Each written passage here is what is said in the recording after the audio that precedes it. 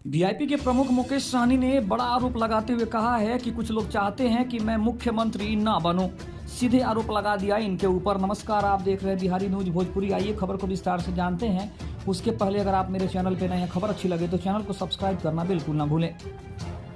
बता दें कि वीआईपी के प्रमुख मुकेश सहनी का कहना है कि कुछ लोग ऐसे हैं जो नहीं चाहते हैं कि मैं बिहार का मुख्यमंत्री बनूं।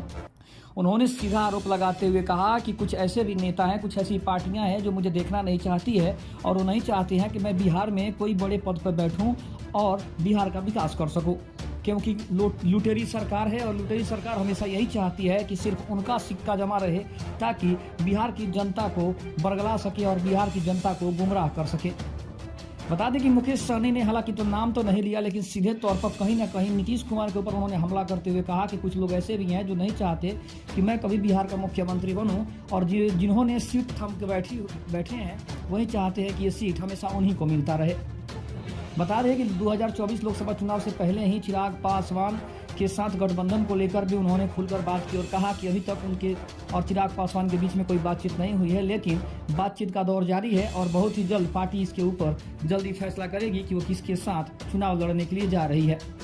बता दें कि वीआईपी के प्रमुख और सन ऑफ मल्लाह के नाम से जाने जाने वाले मुकेश सहनी निषाद समाज के लोगों को समाज में एक अलग पहचान दिलाने के लिए भी काफ़ी प्रयासरत है।